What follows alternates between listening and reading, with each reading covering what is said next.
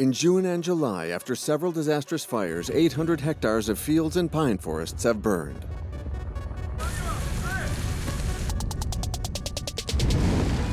Exhausted and taken off guard, the firefighters are training even more. Driving trucks in dangerous environments, helicopter interventions, and aerial scouting with drones. There's no place for mistake now. August begins. It's the driest month of the year, and the risk of forest fire has never been higher. And to top it all off, a presumed pyromaniac is still at large.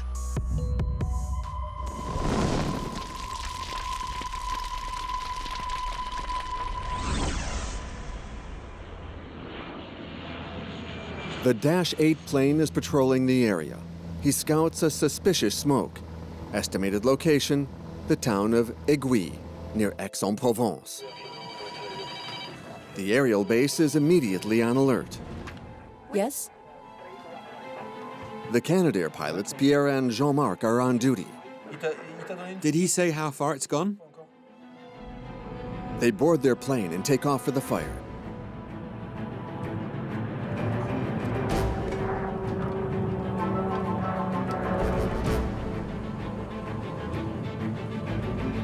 They stop to fill their tanks with water from the Bear Pond and arrive on site 12 minutes after takeoff. Despite the pilot's quick reaction time, the fire has already propagated over several miles.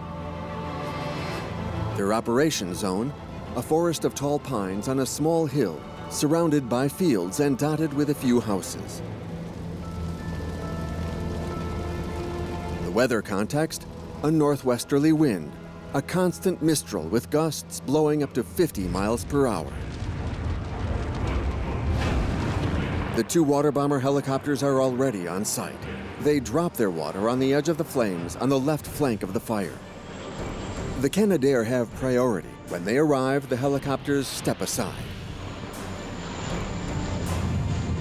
They'll come back when the planes leave to refill their tanks. An aerial ballet takes place over the fire.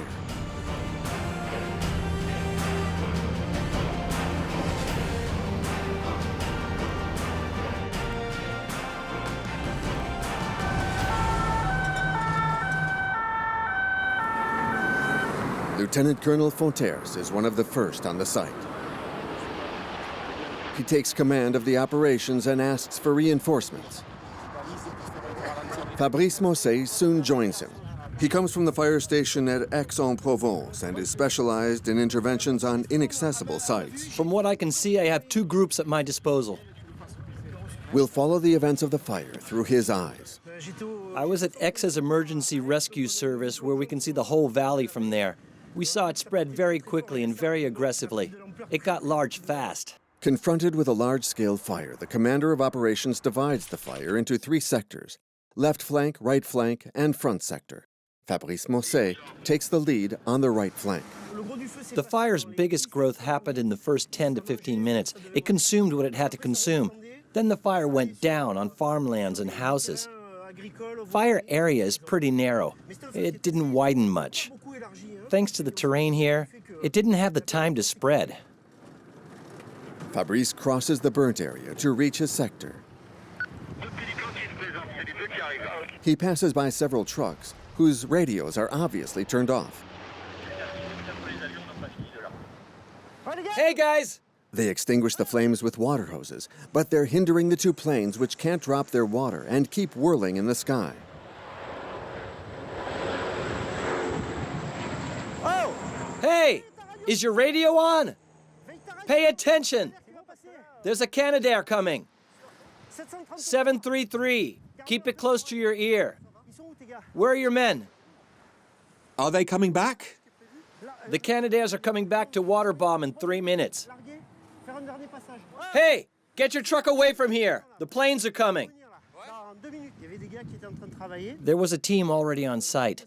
The sector chief tried to contact them to make them get out before the Canadairs bombed them with water. It's very dangerous. The amount of water is enormous, and it's dropped at very high speed. It could have been fatal. The firefighters are diplomatically made to retreat to safety. The sector chief must coordinate the various teams, vehicles, and more or less cooperative personalities.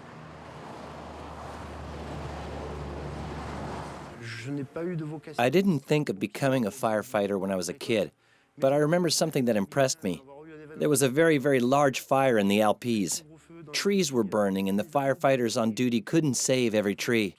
It's something I think about regularly. If you extinguish fire on a tree, it's a tree that's been saved. A surveillance aircraft flies over the fire to relay its observations to the fire brigade HQ. It films in normal and thermal images to locate hotspots.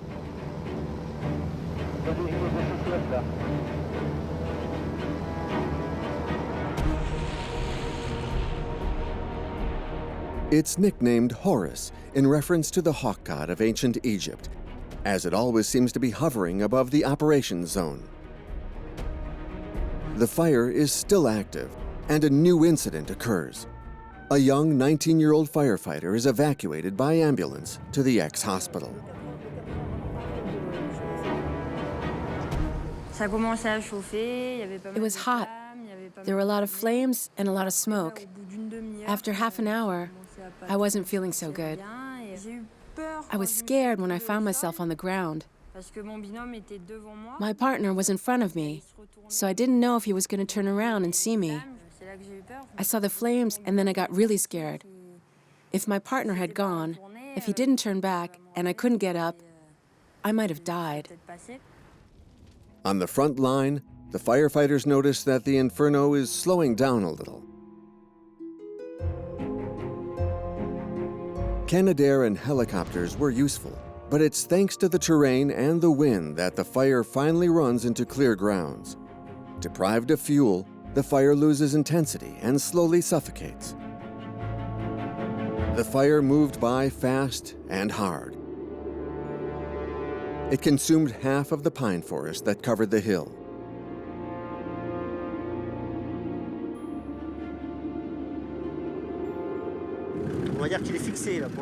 The fire's under control, but we'll call it extinguished when there's no more risk of it starting again, which could still happen over there.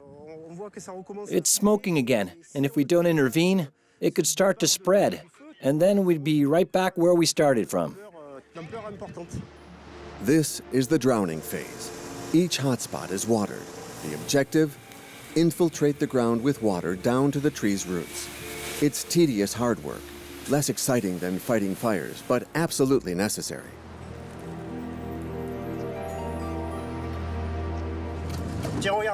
Look, look, it's starting again over there. You see? Yeah, it's starting again. Seriously, take care of it. We can't allow it to start again. Thank you, gentlemen. The drowning phase is a fight on every front. Fighting the flames may be exciting, but never neglect the drowning phase. Fabrice Mousset inspects the burnt area to assess the damages. Let's go look for the pizzas. This is a trough for the wild boars. Hunters left it there. We were smelling pizza and wondering why. It's because there was wheat burning here. A barrel of wheat right here. It didn't turn into popcorn because it wasn't corn, but it smelt like pizza. A local resident is walking through the ashes of the pine forest, looking stunned. Hello, sir. Who are you? The owner. Owner of what? The land there. Okay. Don't worry, one of my colleagues is going to take care of your area. We're making sure there's no risk of the fire starting again. We're making sure that all the structures around here... My house over there. Yeah, I'm taking care of this area and all those houses. I also have this empty house. Okay. Well, we're working all around that house to drown the fire. Okay, thank you. You're welcome, sir. Good luck.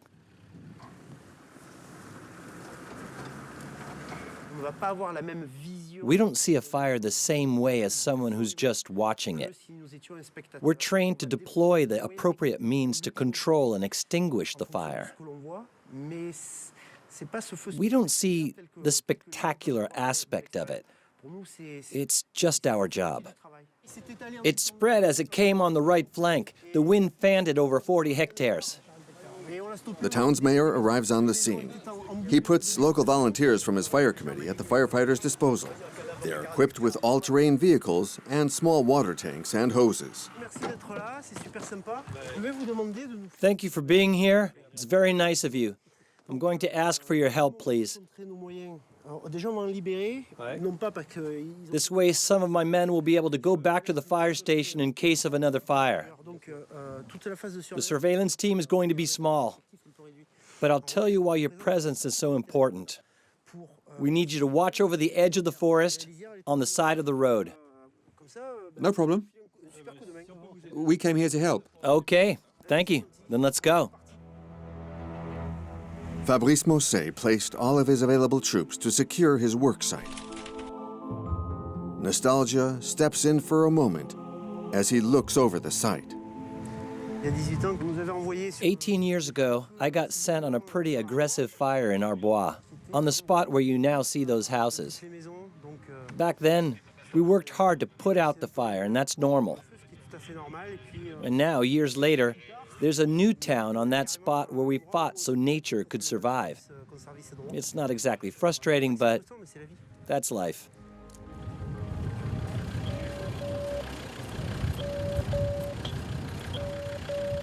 There's no time to philosophize.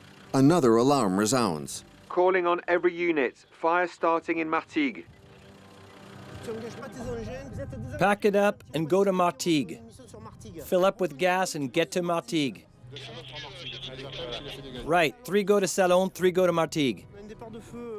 There's an aggressive fire starting in Martigues 40 miles away from here. They don't have a lot of men over there. I'm withdrawing teams who are on drowning duty here, and I'm sending them over there to fight the fire. Thanks to the surveillance plane Horus, the chiefs of operations can keep watching the fire in Martigues while still extinguishing the fire in Eguilles.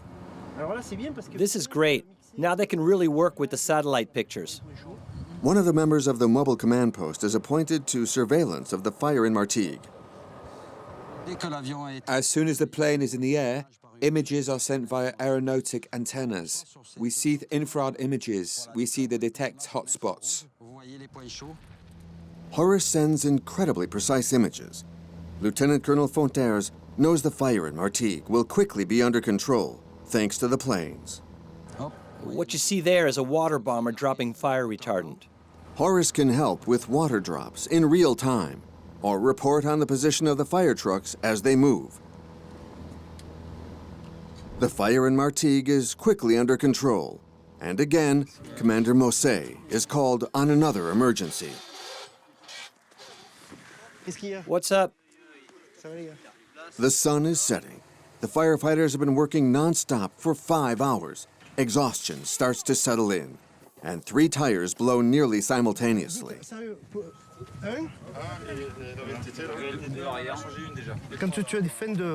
Those burnt rods stick out of the ground. They're about 3 inches long and they can puncture the wheels of vehicles running over them. The firemen change their tires. Night has fallen, and the last embers shine in the darkness. In the mobile command post, the time has come to eat a quick meal. We've got chicken pâté that we can spread on bread, if you can call this bread. A Catalan salad that's probably wasn't made in Spain. And a self-heating meal that works 1 out of 10 times. Let's give it a try.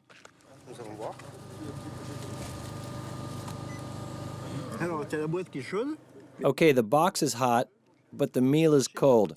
Mission half accomplished. Oh wait, it's warm in the middle. I may sound like an old fogey, but I kid you not. At one point, they were giving us food that had been expired for years. Today, 41 hectares of pine forest have burned, but the firefighters managed to protect all the houses and the people who live in the area. Our heroes wait for the next shift to relieve them. so they can finally get a few hours of well-deserved rest. The day after, Fabrice Mousset is back, well-rested, at the fire station in Aix-en-Provence. Welcome to my office. Most of the guys call it the museum. It's things I got from here and there, as well as a few personal souvenirs. There's a diploma from the 1800s from a strategy contest, 1897 exactly, from a water pump strategy contest.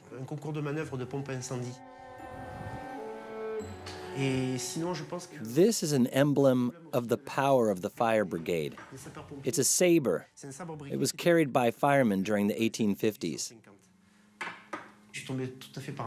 I became a firefighter when I met a volunteer fireman in 1988. I was voting for the first time, and the guy greeted me at the door and asked what I was doing during the summer.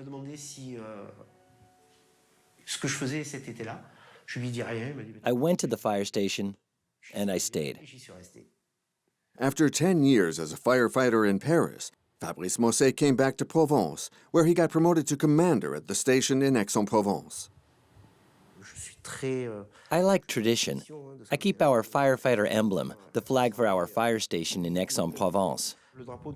Usually it's the chief who keeps it, but he gave it to me, so I'm happy to take care of it. This is one of the last big fire stations in France. 5 people, which is just not done anymore. It makes for a very demanding atmosphere, but we're all living a wonderful experience. Mousset and Lieutenant Colonel Fontaires meet up every night to plan tomorrow's activities. We're looking into balancing solutions. I suggest we form a group to handle this. They're talking with the staff of firefighters through video conference. Tonight they're discussing exceptional news. In Ajaccio, there was a Canadair accident. To avoid another accident. This Canadair was supposed to land in Marseille, but crashed a few yards before its destination. The plane's tail broke, and all aerial traffic was blocked for 5 hours. Finally, the firefighting plane was driven off the runway. A committee is examining the plane's damages. Until the Canadair is back in the air, other aircrafts carry out fire safety in the area. Colonel Gregory Allione is the director of the firefighters in Bouches du Rhone. The 12 Canadair are stuck on the ground. It's a huge setback in the middle of forest fire season. So we still have the 9 trackers. The 2 Dash are also still active. I'll coordinate with the air patrol. Do not hesitate to ask for reinforcements as soon as there's a fire alert. Considering how dry the weather is, we're going to need all the help we can get now that we no longer have the Canadair. Colonel Allione is worried. He knows he'll have to enroll more men to make up for the lack of Canadair, and the Mistral winds will blow strong in the upcoming week. The mountain range in Bouches du Rhone is a very risky place. They're very exposed to the Mistral. And we know that smoke is the first thing that most damages our forces. So, the first impact is on the firefighters. It's not for the Canadair or birds, it's for us. The trackers and the Dash are still on duty, but they're still less effective than the Canadairs.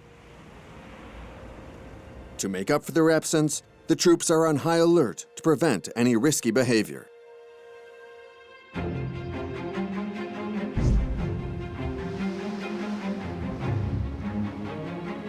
Today, because of the wind and the dryness of the land, the risk of fire is exceptionally high.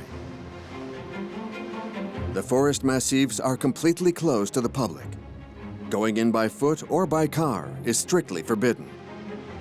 The only ones allowed in are the agents of the National Forests Office. They can patrol to enforce the law because people may not know they're trespassing in a forbidden area. Hello? Sorry, the risk of fire is very high today, so the massif is closed. You'll have to leave. Take the shortest way, over there. Yes, of course. Thank you. Thank you.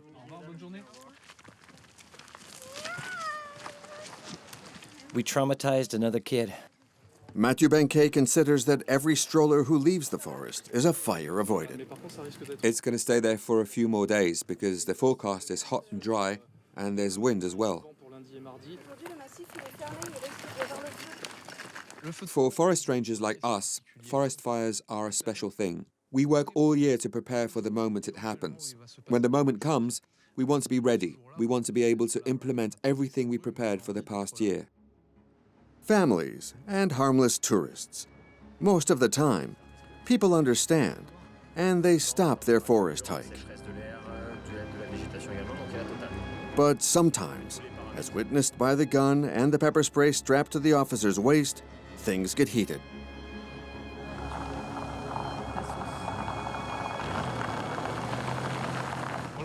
Hello, sir.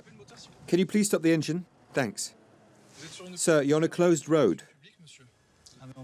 Come on, we take it every day. Well, you're breaking the law every day. Here is a fine of 135 euros for circulating on a closed road. Am I the only one getting fined? Do the hunters get fined as well? Everybody who circulates here gets fined, sir. Just for driving up here? That's some pretty bad luck. Well, you can see it that way, but you're also lucky because we just prevented you from causing a disaster. A 135 euro fine. The driver ended up cooperating. From June 1st to September 30th, he will have to check by himself whether he can enter the massif before taking his car. Today, the officers may have avoided a fire starting from brushes heating up against an engine. 1 forest fire out of 5 is caused by inattention. It's the second main cause of each summer fire.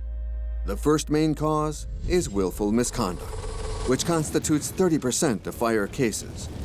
In third place, we list outdoor work and natural events like thunder, which constitute 10% of fire outbreaks. While the Canadaires are stuck on the ground, helicopters are expected to be even more proficient than usual. An additional helicopter has been brought to reinforce the 2 which stay on alert during the entire summer. Pilot Eric Gadot is on duty at the aerial base in Aix-en-Provence. He always starts his day by examining his helicopters with a mechanic. I checked the magnetic covers, but we haven't flown since. The mechanic is part of the team. He's my partner here. If he's not there, the helicopter doesn't take off. Every day he does a daily checkup, which lasts about 45 minutes. This is the magnetic cover. This is something that catches the filings before they get out. Filings are iron particles which detach from the gears and other parts. And this thing is magnetic, so if there's any filings, we see them instantly. It's an indication of the engine's aging.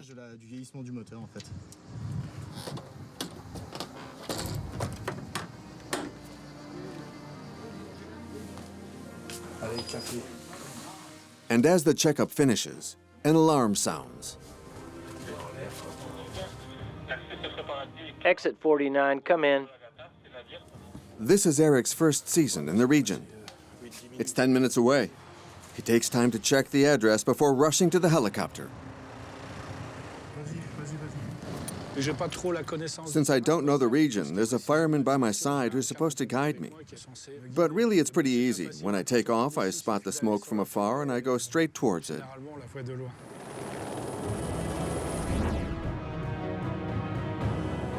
The pilot starts by pumping water from where he can find it, a canal.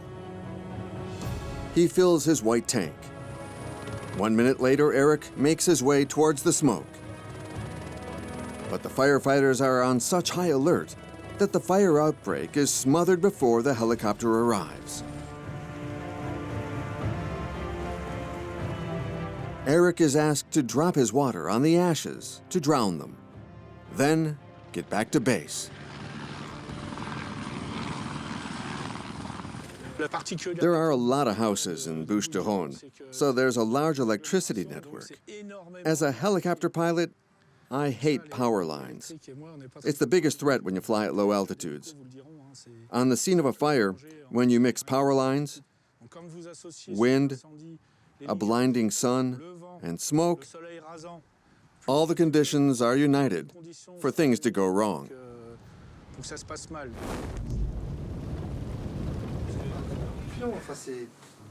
Without you, there'd be a lot more deaths. It's hot in the aircraft. When you're in a big fire, there's a lot of turbulence. You're exhausted when you get home. There's no rest for the pilots. Brush fire in the town of Châteauneuf. A new alert is heard on the radio. Let's go. We're ready, boss. Philippe Delquier is the officer on board with Eric. He tries to guide the pilot as best he can. We don't like seeing a fire, but the action generates a lot of adrenaline. We never want to see a forest burn. It's the fight in itself that's exciting. This time, the fire is bigger. The helicopter first circles around the fire to assess the situation, then fills its tank in the Bear Pond, a 12-mile-long pool of brackish water.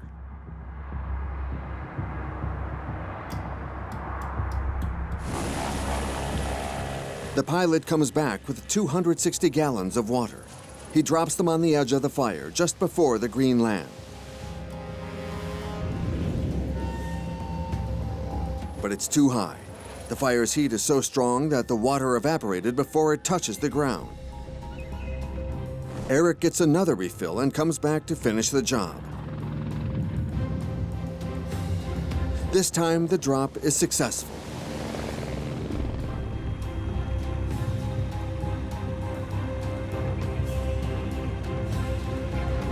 The two-man team rotates another time, and then another. They make 6 drops in total before the fire is beaten.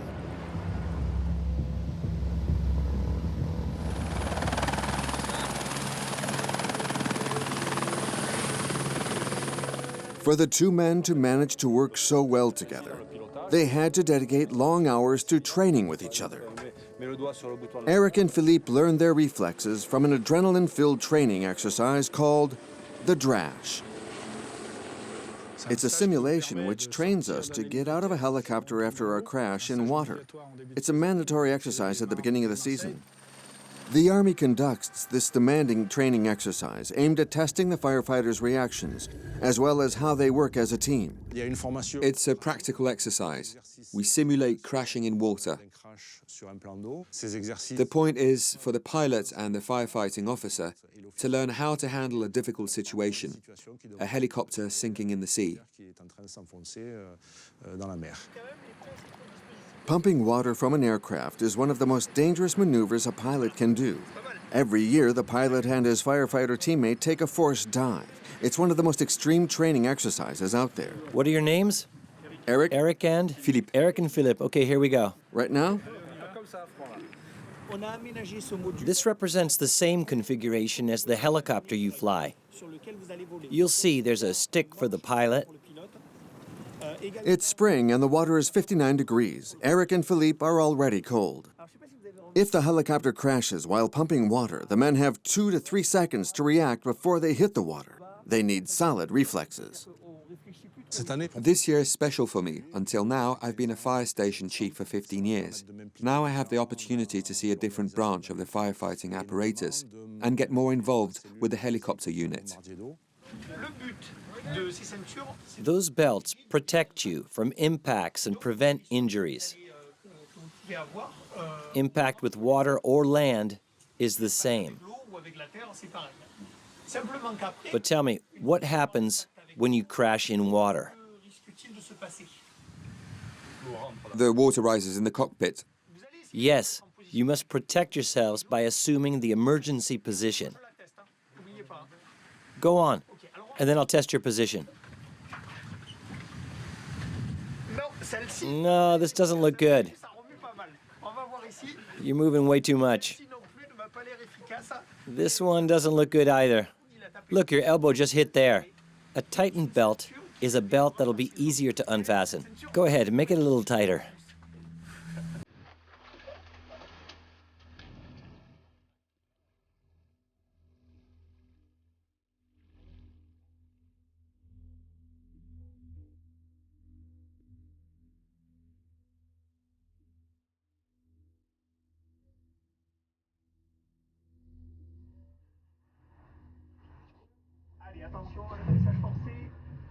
Prepare yourselves.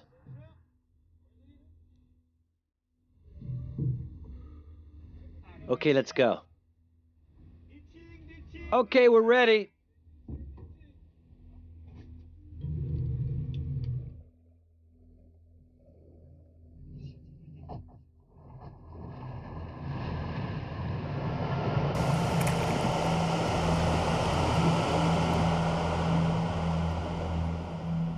Within seconds, the cockpit is underwater. Eric and Philippe hold their breath.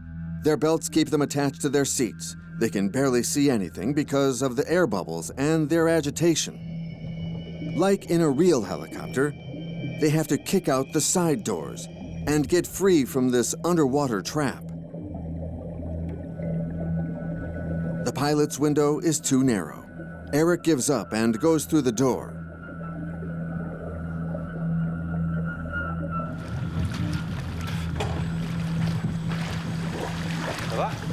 You okay? You all right? Was that your first time? I did it once 10 years ago. I'm on the large size, so in that simulation, the window wasn't big enough. On my helicopter, the door is pretty wide. We both have access to an emergency opening. When I kick out the door on my side, I'll have an opening that wide to get out, so it's no problem. But on the simulator, the window is smaller. No rest for the air team. They have to do it all over again, only this time it's more difficult.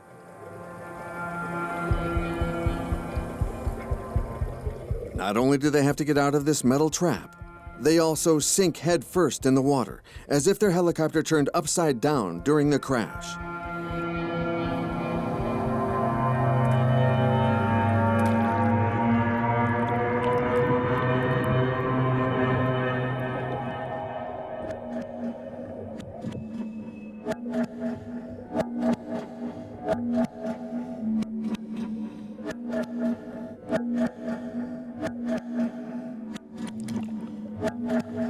Upside down underwater, it's impossible to keep your bearings.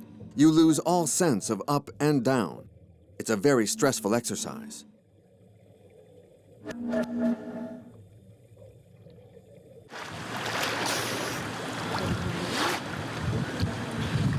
You good?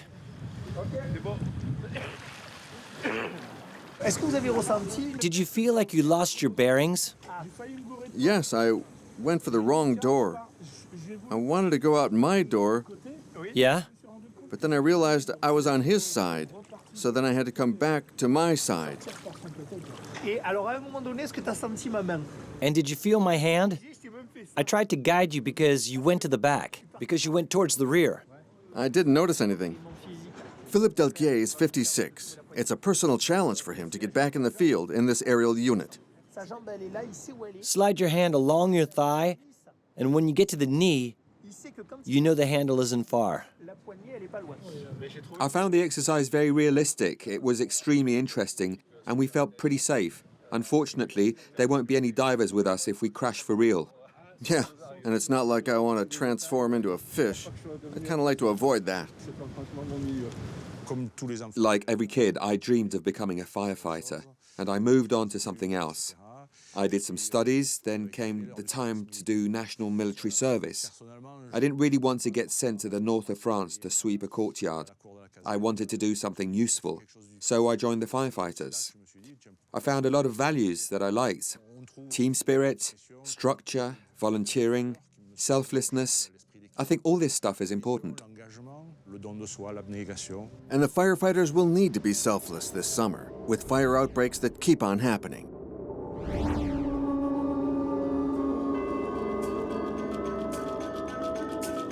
As the Canadaires are still stuck on the ground, a new twist is revealed. The police placed a man in custody as part of their investigation on the fires that have broken out in July. The town's mayors are concerned by the news and call a press conference. This guy can start 3 fires in 2 hours. I don't know if you've ever tried to light a fire with just a cigarette. You need kindling and alcohol. It takes effort.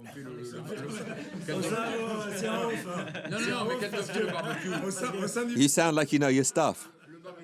No, it's just at home. My barbecues never light easily. But these guys know exactly what they're doing. There's no other way to say it. They're criminals. Stéphane Rossi is a journalist at La Provence. He covered the story of every fire since the beginning of the season and has attentively followed the investigation. The police are starting to understand the suspect. He seems fascinated by fire. After starting one, he comes back to the scene to see the damage he's done.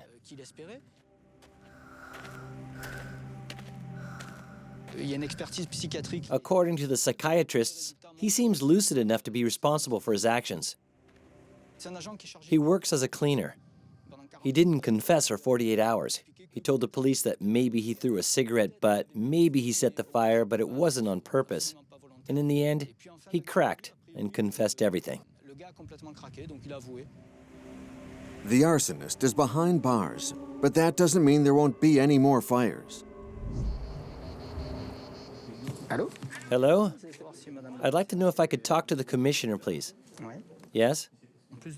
On top of the fire that burnt 10 hectares, there's been other fire outbreaks? Right, so he's got imitators.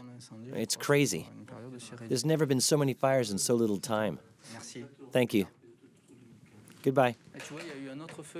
Another fire broke out and someone else is in custody. This is yesterday's fire. This is the starting point. Stéphane and his colleagues are sorting out the pictures from yesterday's fire. For them, too, the season means a lot of work. They can be sent to the scene of a fire at any time, day or night. I've rarely seen so many criminal fires since I've been here, especially in so little time. Just in our sector, 600 hectares of land have burned. Normally, we don't always go to the scene of the fire, because they're usually already put out when we get there. This year, the fires are aggressive. We get what firefighters call atomic mushrooms. The smoke looks like a gigantic mushroom. These fires are visible from miles away. How can he inform the public without encouraging criminals? Stéphane is trying to solve this dilemma every day. An arsonist doesn't need to read about fires in the newspaper to act. I still hope that our work can prevent accidental fire outbreaks. We're here to make sure people are aware that a thrown cigarette can start a fire. If only one person stops flicking their cigarette butts, it's a good thing. Journalists and firefighters alike stay on alert. Hopefully, the Canadaires will be allowed to fly again very soon.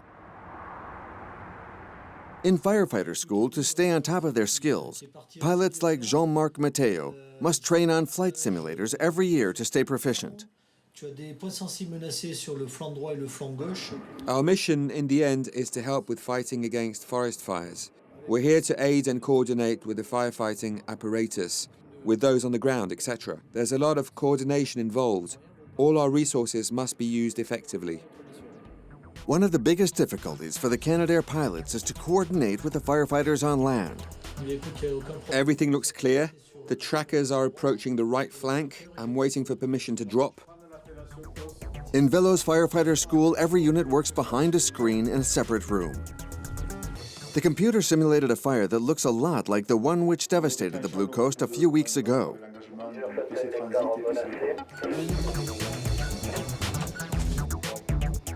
The firefighters must test out their decision-making skills. Everyone must place their troops and communicate with the other units. They must find the best overall strategy to put the fire out. In 2 hours, it'll reach a town. The computer-simulated fire is fanned by a strong mistral. Every communication must be quick and precise, just like in the real world. Even the commanders feel the pressure. Jean-Pierre Squillary is head of the forest fire unit. Permission to drop on the left flank. It's like the army. They don't like war, but they go to war if they have to. It's their job. They live for it. It's the same for us. We don't want to see any fire, but we know there'll always be one.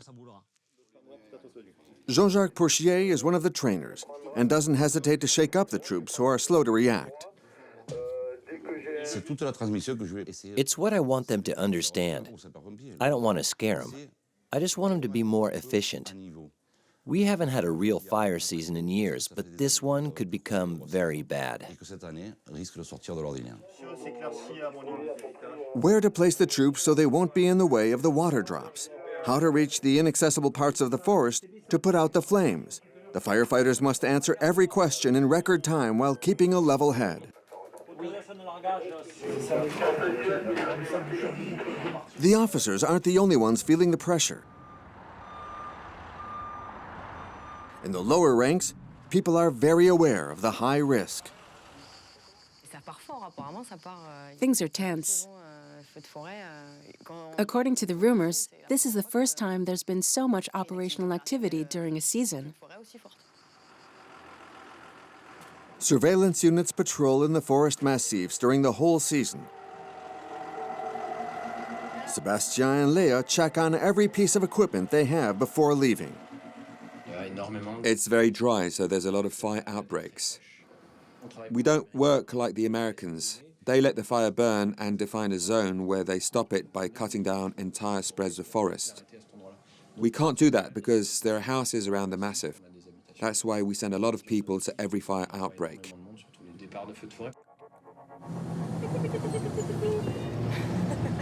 The surveillance unit reaches their position in the forest. Sébastien and Léa join 3 other fire engines from other stations. Their commander is Assistant Chief Jean-Luc Cano, a professional firefighter. He's at the head of a small unit with 18 firefighters ready to intervene if needed. Hello, everyone. The hardest part is going to be managing 2 types of people. The ones who will get excited at the sight of fire and rush towards it, and the ones who will get scared and back away. The goal is for everyone to work together at the same level. The risk is flagged as severe for 8 areas. It's very special when we're positioned in the massif. It's kind of a mix between work and summer camp. It's always nice to be in the pine wood in Provence during summer. After the meeting, everybody gets back to their fire engine to kill time however they can. They eat lunch, take a nap, and share firefighter stories again and again. I didn't sleep during last watch. What? I didn't sleep. You woke me up with your snoring. A voice on the radio announces wonderful news. I have an update for the Canadaires. The Canadair can finally fly again. 3 Canadaires will join the forest fire apparatus this afternoon. The troops are relieved. They can relax a bit.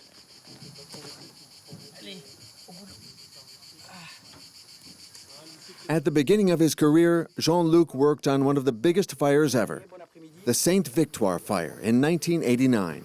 He owes his life to the Canadaires. The fire spread very fast and we didn't have enough water. It came right over us.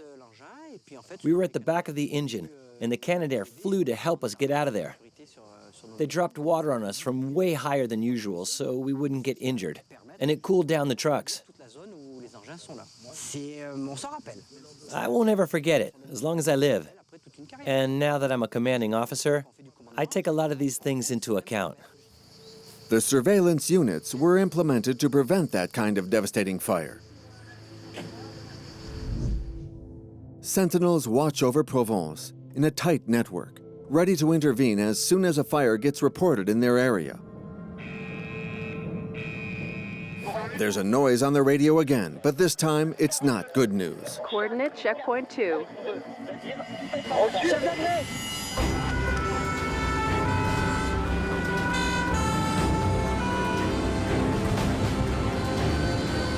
"2 p.m. The patrolling air tankers sound the alarm. Suspicious smoke is rising over Fosse-sur-Mer, behind a large oil depot. The fire was already big. We could see the giant cloud of smoke from dozens of miles away. A fire broke out in a forest that surrounds a very dangerous area. This is where Marseille's fuel reserves are kept. The fire was caused by a faulty brake system on a truck. It was on the roadside, right next to the storage tanks. If the flames get to the tanks, it'll be a disaster. At headquarters, Fire Chief Gregory Allion follows the operations closely. This is an industrial zone. We've got fuel and chemical sites. The worst would be a chain reaction. It's a very sensitive site. We're conscious of the human, natural, and economical issues. 150 firefighters are immediately sent to the site. I can see the chopper ahead. This time, they spray the vegetation with foam instead of water. The foam is a mixture of air, extinguishing agent, and water, perfect to fight a Class B fire, a fire fueled by flammable liquids which float on water. I never thought about how I reacted to the flames. Now that I'm more experienced, I realize how dangerous it is. I'm not attracted to the flames. It's not something that excites me.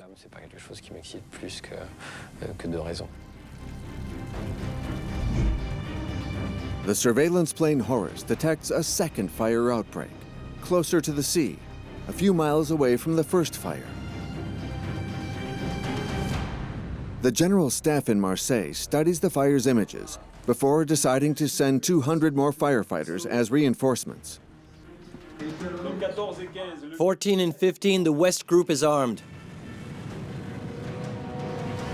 I want them all to come back safe. When I was younger and just starting out as a firefighter, I couldn't wait to get sent out. I didn't care about how I'd get back.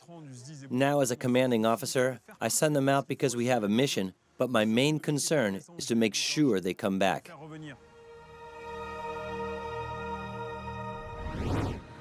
2:19 p.m., 150 acres have gone up in flames. Traffic on Highway 568 is blocked. Several hundred cars and trucks are stuck in the industrial zone. 200 employees must stay in their company's building. They're too close to the fire, but it's too late to evacuate them. Half of the buildings are classified as high risk. It's a nightmare for the firefighters. We're asking a lot from our troops. The heat is unbearable. You can barely breathe down there. 2:49. 3 Canadaires take off from Marignan to bomb the fire with water. Despite a mistral at 50 miles per hour, the fire's advance is slow on the flat scenery. 900 yards in just an hour. The air tankers get on the attack.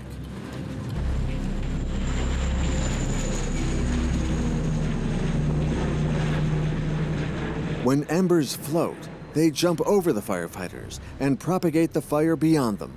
That's the main threat. There are several sensitive spots. A freight train stuck in the middle of the tracks carrying dangerous materials, and all the power lines in the area. Several other small fires break out because of the floating embers, like this giant pile of wood. All the fire engines are already working on the first blazes. The only vehicle left isn't big enough to fight against this new aggressive fire. The fire will follow its course. We don't have enough men and vehicles to put it out, so we'll canalize it and guide it where we want it to go. 35,000 tons of wood go up in flames in front of the firefighters. They can't be everywhere at once, and give priority to other sites which they're about to extinguish. 3 p.m., the officers can breathe again. The fires are far from extinguished, but at least they're not spreading anymore. This fire spread over 1,000 wooded hectares. An industrial zone like this one represents 45,000 jobs. It's a crucial point. The fire was threatening the fuel supplies for the entire Bouches du Rhone sector. Now they must extinguish the last flames and drown every hotspot. A gigantic disaster has just been prevented. Though the firefighters show signs of exhaustion, they have the situation under control.